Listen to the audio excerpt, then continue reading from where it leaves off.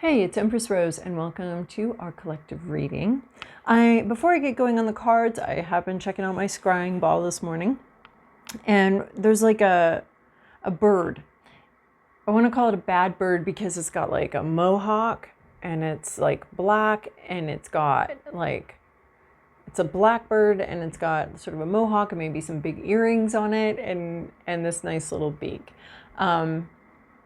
And the bird appeared to be thinking about an alligator, but the alligator is very tiny. So there almost felt like there was a role reversal of like something, I want to say like some sort of deep fears, deep primal fears on the blackbird's mind. And yeah, emotions. Some very primal emotions. Maybe they might feel like subconscious emotions just because they're so kind of innate and necessary to existence.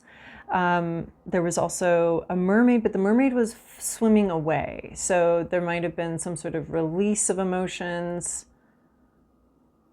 escaping from a difficult situation, something like that.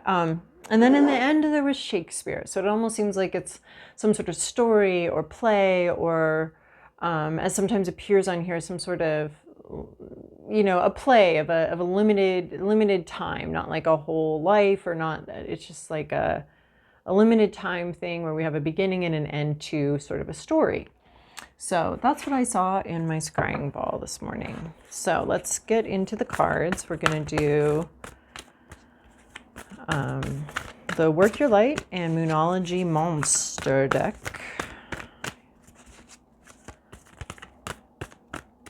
Hopefully they want to give me some cards here. I did have one flip around here. Okay. It flipped around and buried itself back in. A personal issue reaches resolution. Full moon in Cancer. All right, and then another moon card. So full moon in Cancer, resolution, no need to be fearful, right? We had that alligator, and then the alligator was sort of a mermaid swimming away. So maybe fears leaving, fears about a situation leaving. No need to be hyper vigilant, overprotective, right? The crab has quite a bit of boundaries associated with it. It's got a hard shell. It's got hard It's got hard shells all over. The arms have shells. It's armored completely. There's only like a few little vulnerable points, and then on top of all that armor, it's got these pinchers. So it's a very well protected, well armored up state of being. So this personal issue is going to reach resolution, full moon in Cancer. So something that you've been very protective of or very defensive about could actually resolve. It'll be important then to sort of molt the old you and grow a new you. When the danger passes, it'll be important to discard some of the situation-specific boundaries you may have put in place. So full moon, that's great. That's like seeing something, revealing, having something revealed, seeing a little more clearly as one can see, this sort of muddly life. And look, we have another water moon. That's interesting because there was both the alligator and the mermaid. So we have work through your fears here. With a personal issue reaching resolution, and full moon in Scorpio, full moon in Cancer, new moon in Scorpio.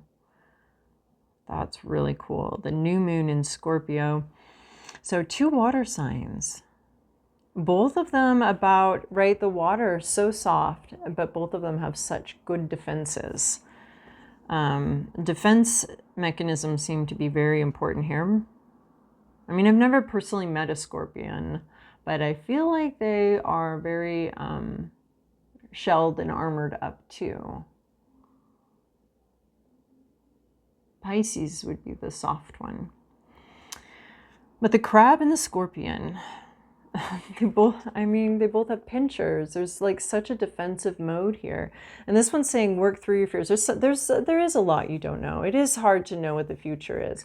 But both of these are about really intense defense mechanisms, exoskeletons, and then the soft bits being inside. So you're being asked to sort of look at your exoskeleton, be sure you're discarding whatever exoskeleton no longer suits you, whatever sort of boundaries and armoring. You're needing to look at your armoring, and I keep seeing like you need to discard what armoring you don't need anymore.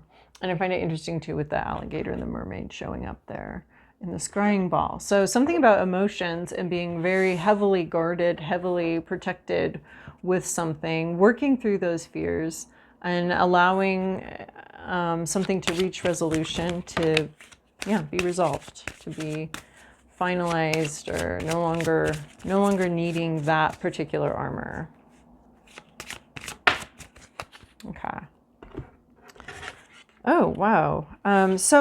This week, I should tell you, I also am doing sort of some more, I broke down tarot readings into more discrete chunks instead of a whole chunk. I did the fire signs this week, so I'll be posting a fire sign video, and then underneath that video, there'll be links to sort of a continuation of the story for the individual signs. So Aries, Leo, and Sagittarius will all have a link over on Vimeo where you can, pay a small nominal fee to see sort of the rest of the story. So I thought I'd try that this week. It's been a while since I did something like that. We'll see how it goes. Anyway, somebody got the fawn over there. So fawn, a new financial opportunity. This is interesting too, because there could be something about needing a thicker skin. And a thicker skin would be so that you don't need to be completely armored up and very defensive. You don't necessarily need the hard shell, but you may need to sort of drop back to a thicker skin. So something about this is reminding me of the thicker skin. So a new financial opportunity is what the fawn represents. Something sort of a little bit shaky, which would again, be something where we'd want some defensiveness and some protection. We'd want to, I want to say a cast, maybe put something in a cast until it's like healed or grown or ready to be on its own. But that something being in a cast, because it's vulnerable, it's shaky. It's in a very vulnerable state. Then we have the scales here, our Libra card. We are heading into Libra season quite soon here. So our Libra card, this was also in the fire sign reading. So balancing, needing to weigh pros and cons. There's also could be something about weighing, something about literal scales showing up in your life,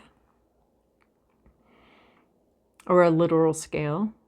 But pros and cons, balance, justice, fairness, wanting to be fair.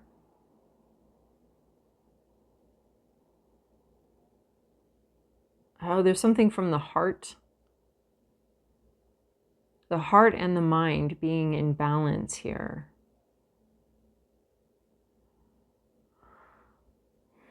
And almost feeding each other. The mind pouring into the heart something, ideas, inspiration. The heart flowing upwards into the mind, some kind of information, at least, our feelings just being information that we need to access. So balancing those two things regarding sort of a new shaky baby idea, could be business.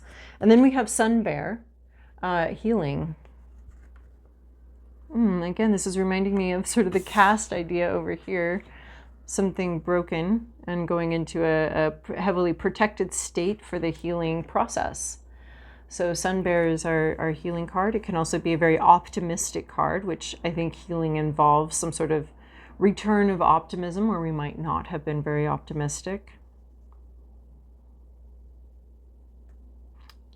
And I want to say like the Sun Bear being considered a very close human relative. Something about that.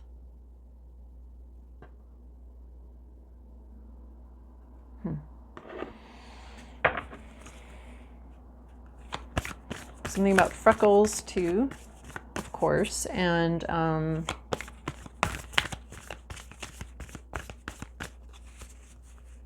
maybe somebody,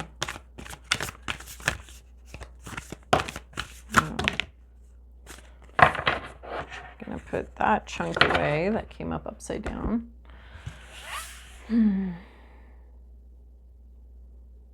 Possibly somebody with a darker skin tone. I mean, it seems pretty obvious, but it also just caught my attention there. So darker than me anyway, which is easy to do. When the weavers call your heart, this is about love. This can be about romantic love.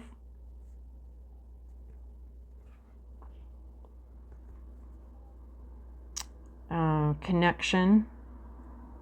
Maybe there's something in your heart that you've been defensive about. Maybe this is very metaphorical.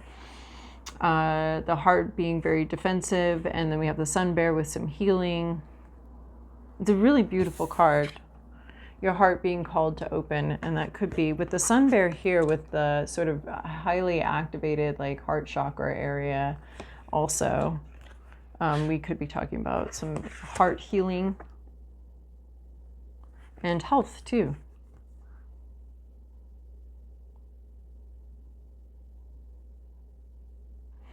And then we have let your dreams be woven true.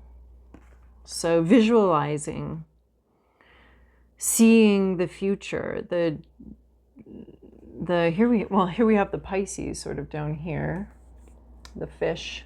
So we have all of our little water signs showing up here.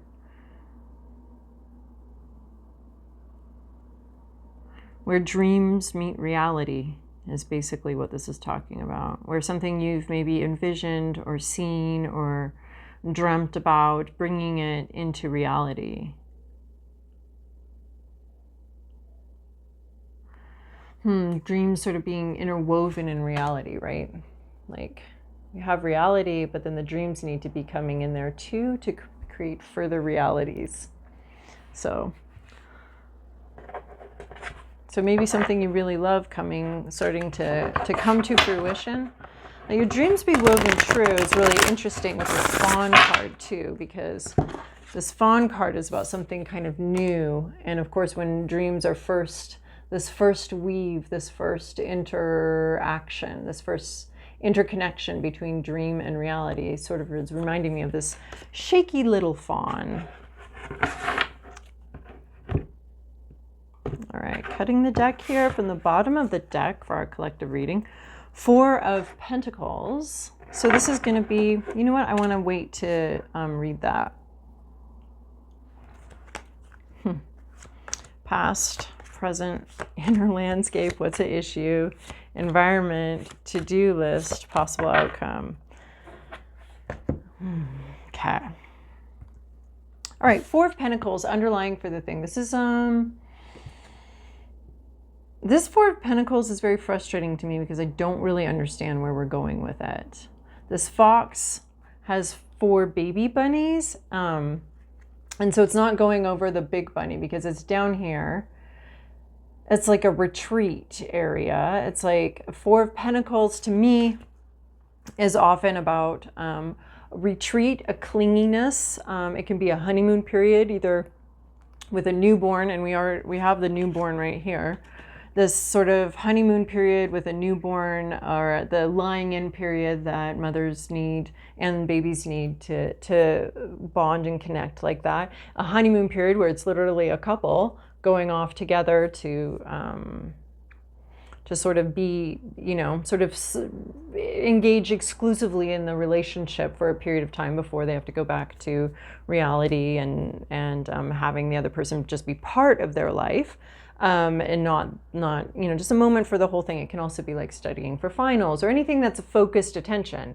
And then sometimes that focused attention can become way too much, and it's way too obsessive, or way too, there's not risk-taking involved. We don't move on to the next step. There's a sense of stagnancy that can come in with 4 of Pentacles if we stay in that spot for too long.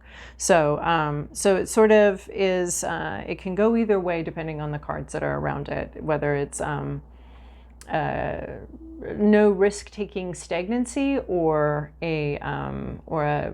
just a period of time where we're this could be talking about a period of time here of paying close attention, obsession, letting other things go, letting other ideas and issues take a back burner while you really focus on something right now. So in our recent past, also showing off this crescent moon here, we have the Queen of Wands, which is interesting too, because I don't know if you can see, but I can see the sun bear here with the Queen of Wands. The sunflowers all around her that we usually associate with the Queen of Wands, very productive. But the Queen of Wands just kind of does her thing. There's a little bit of magic about her. She has her familiar with her, but she's just kind of doing her own thing. And this is depicted as a lioness, the actual hunter, the worker of the lion party, the lion family. But she's in the Queen of Wands. She's beautiful. She's regal. She's doing her own thing. She's very, the queens are very focused on their own path, on their own next steps, on their own next idea of what they're going to do. This queen is visioning, looking to the future, and having a vision. Queen of Wands can be very creative, spiritual, where all of that sort of sits there in the subconscious. And the Queen of Wands is looking at the Hierophant. The Hierophant is our tradition card, our teacher card, our pastor card. Here we have the teacher talking to their little acolytes, their students, hopefully sharing a key to life, the key to secrecy or secrets, the keys to secrets, the keys that open doors in the future, the keys that open our understanding of what we want, the keys that open up our hearts, the keys that open up our imagination. So sharing some sort of wisdom, but the Hierophant is seeking wisdom outside yourself. It's the wisdom that's been amassed by others. And you'll recognize it because it echoes within you and you have that bing, I recognize that. But it's really helpful to have it outside you and to see it, to see someone else saying it, and then you can have that moment of recognition. But it's like if you're recognizing an old friend, you're recognizing in the same way some old wisdom or something like that. It's hard to recognize the old friend until you see them and then you recognize them. It's hard to recognize the wisdom sometimes until you see it, read it outside yourself, hear someone else speak on it. And then your soul will wake up and recognize it a bit. So this is a teacher. So you might be you might be taking a class, you might be looking at a class, you might be reading some spiritual books. It's just seeking that information and those keys to life that are outside of yourself. They're inside yourself, but it's much easier to pull them up when they're called to you from something outside yourself. So looking outside yourself for information, looking to teachers, looking to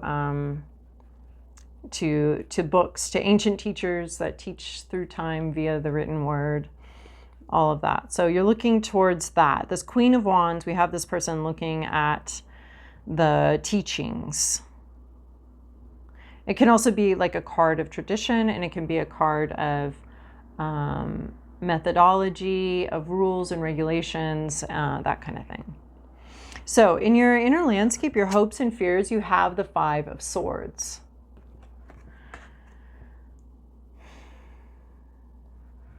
The Five of Swords is making difficult decisions. It's because the environment itself has become difficult. So you may be looking at some difficult choices you have to make. This can be with swords. I can just see like these sort of really brutal, cut and dry budgetary decisions, decisions about, it's not a place where you're comfortable. These aren't comfortable decisions that you have to make, that you're thinking about. They're actually kind of difficult decisions. And what you're used to is gone. This isn't where you don't feel comfortable in this situation. This isn't Maybe you used to live here, or you used to think about these things a lot.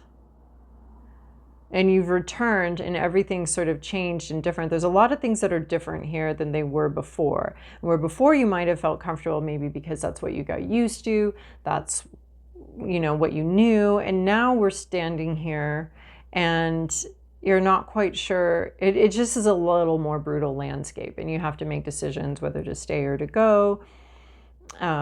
There are losses that must be incurred here. There are things that have to be given up or have already been given up. It's just not a very hospitable landscape. And Five of Swords typically talks about difficult decisions and having to make decisions that benefit you. It's my anti people pleasing card. You're not able to be in people pleasing mode right now. You don't have that luxury right now of thinking about what everybody else thinks you should do or what everybody else would like you to do. You kind of have to be sort of fending for yourself a little bit. But look at this. In the Five of Swords, we have this fawn, although this fawn has antlers, but it's got the speckles of the fawn.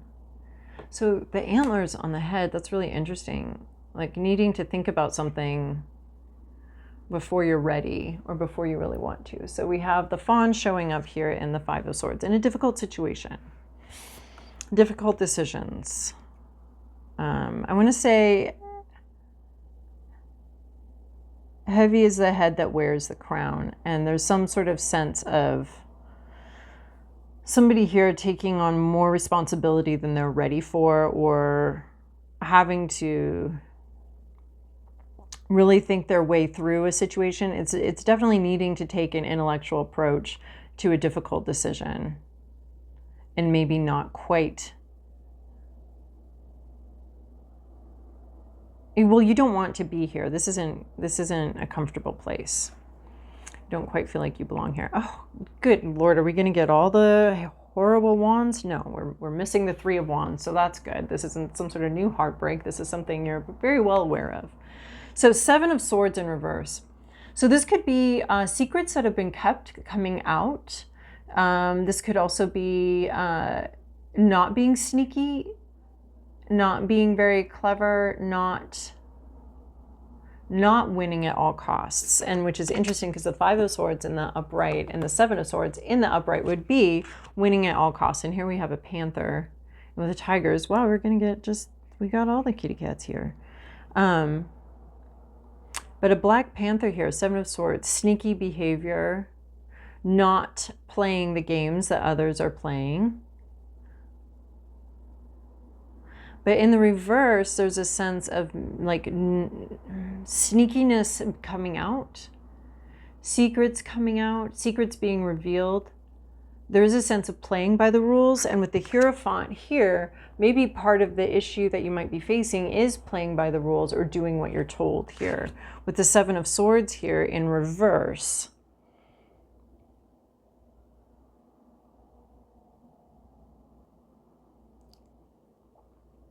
I feel like the truth could be naturally coming out about something.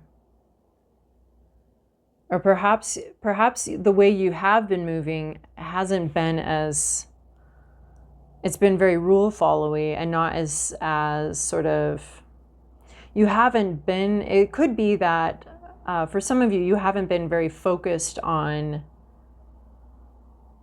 winning at all costs. You've been very focused on the rule following or very focused on what needs to be done. But then there's a sense here that you're now between a rock and a hard place. And it's possible that the rule following is what has gotten you there, or trying to be up front or trying to be on the up and up, which I would normally encourage. And with the scales here, we do want to talk about some justice. So with the scales, then I'm seeing Seven of Swords as maybe being like some truth, plopping out here. I'm seeing it like fall from the ceiling or something. There's truth that's just going to fall from the ceiling here. And that's a little bit of what's at issue. And it may be creating a situation for you where that's uncomfortable.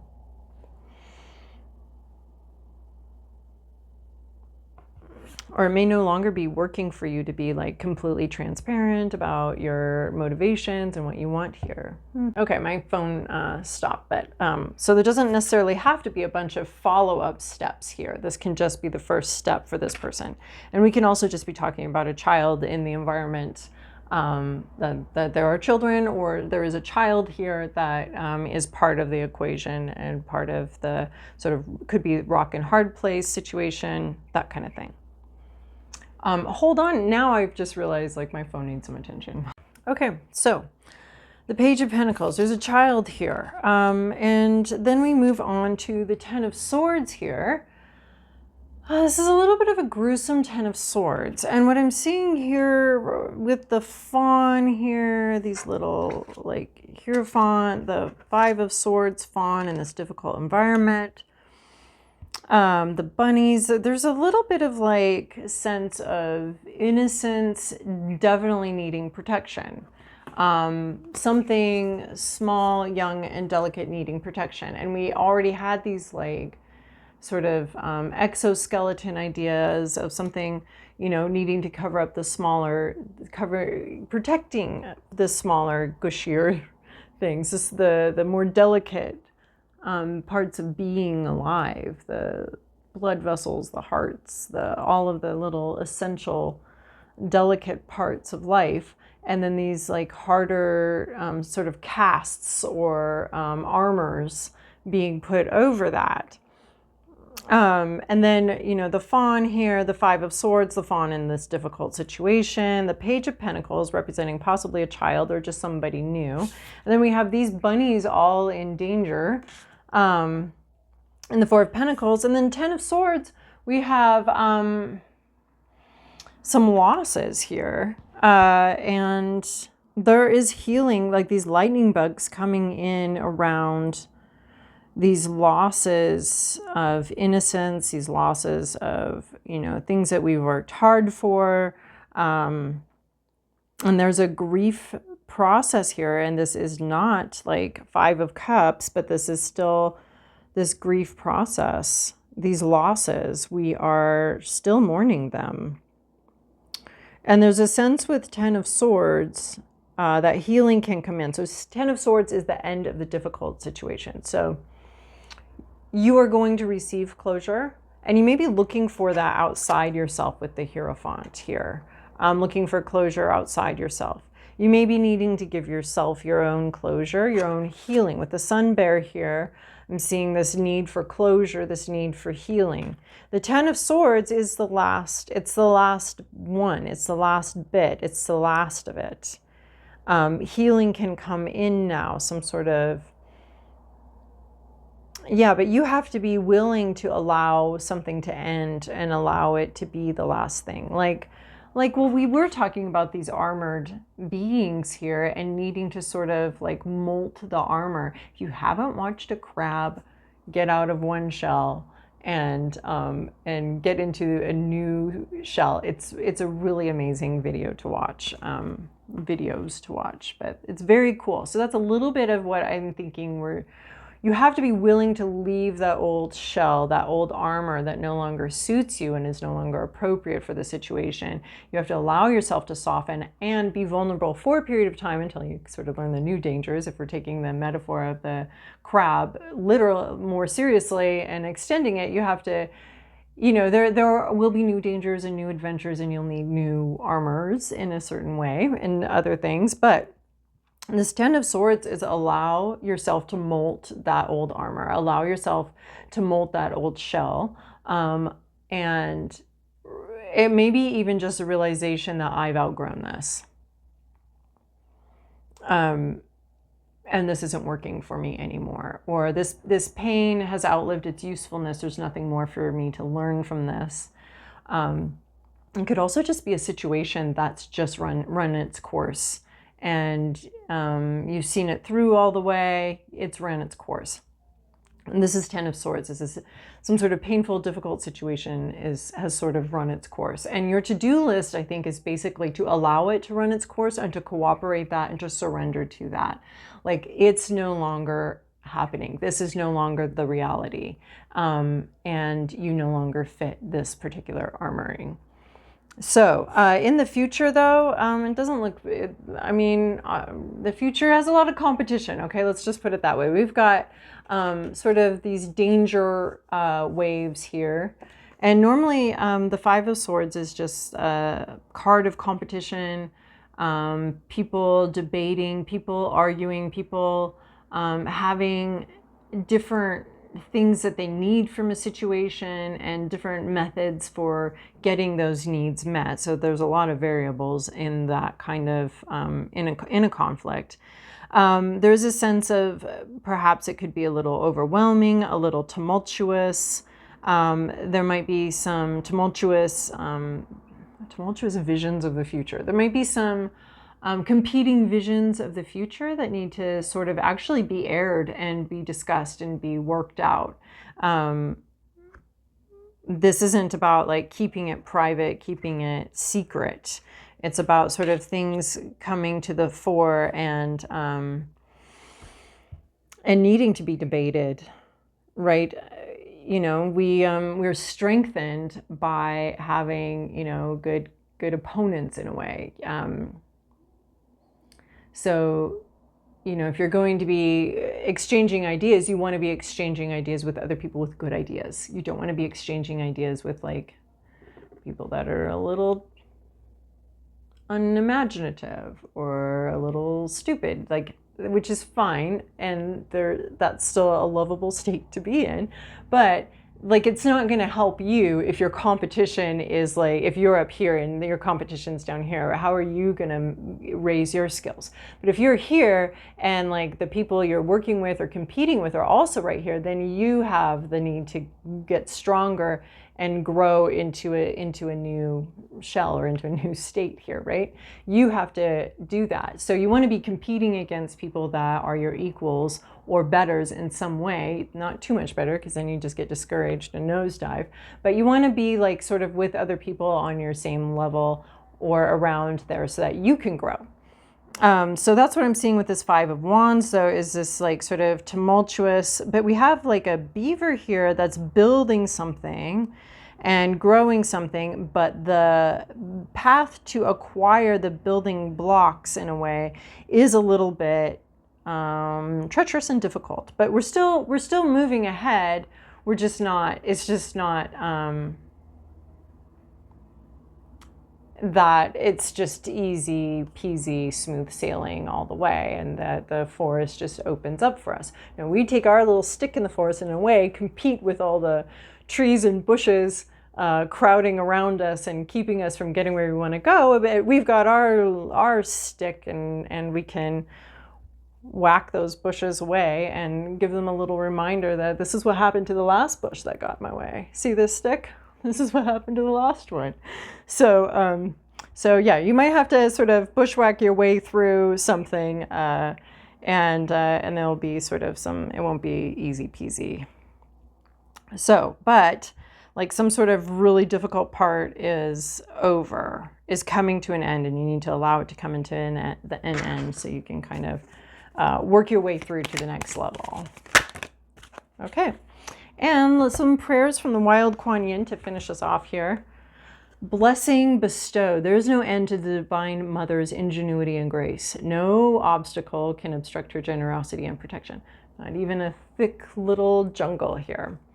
So get used to the feeling of the joy of knowing something truly precious is going to unfold in your life. Here you can see the card. Nurture that feeling like you would the readiness for spring in your heart when winter is upon you. You know it is coming and you anticipate it with such pleasure. So I love it too because nothing says winter like this card, this mournful bird with her losses right there under her own nose, under her nest. But there is a sense of spring is coming. I think that's what this bird is sort of patiently waiting for that. Spring is coming. So if you're in a little bit of a winter, you can know that the nature of life is that spring is going to come. So nurture that feeling like you would the readiness for spring in your heart when winter is upon you. And we have your path is before you now. So even if you sometimes lack confidence to trust in the path that you are upon, know this: you cannot miss your destiny. I shall guide your feet and inspire your heart to keep you true to your rightful divine life path. Trust me, trust yourself, take your journey now. All right, and then there just seems to be something here about let your dreams be woven true. Those taking those steps and following that path, trusting your heart, trusting yourself, trusting that you're being guided. All right, I hope that this was helpful for you. Thank you so much for joining me for our collective weekly reading here. Appreciate it, and I hope you have a wonderful week.